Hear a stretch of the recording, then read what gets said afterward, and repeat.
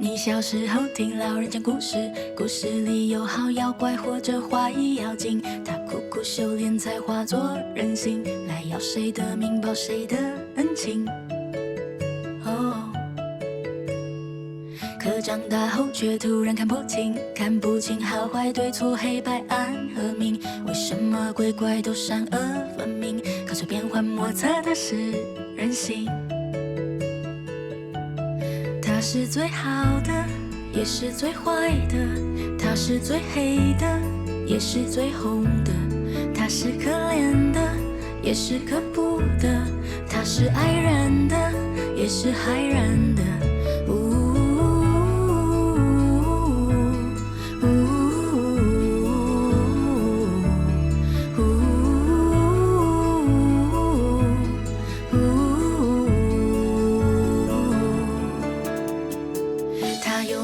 有的姓叫父母，也有的不承认姓叫做豺狼星。他有血有肉有光也有病，他读书识字未必讲道理。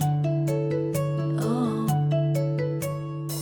还有一件很难过的事情，他知道怎么伤害另外一个心，他知道怎么把话变成冰，可这甚至无关具体原因。他是最好的，也是最坏的，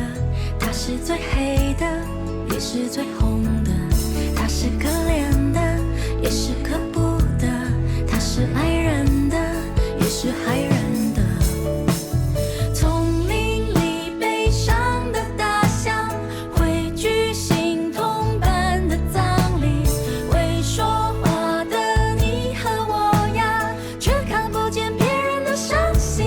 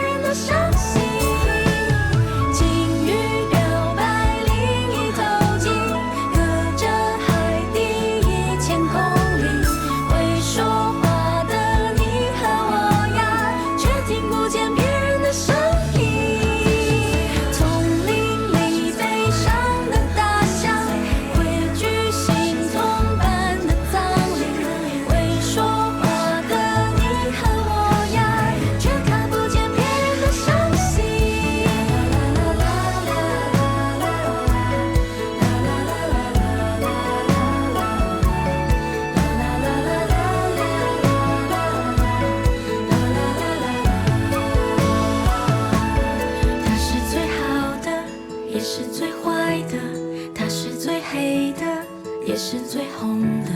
他是可怜的，也是可怖的，他是爱人的，也是害人的，他是最好的，也是最坏的，他是最黑的，也是最红的，他是可怜的，也是可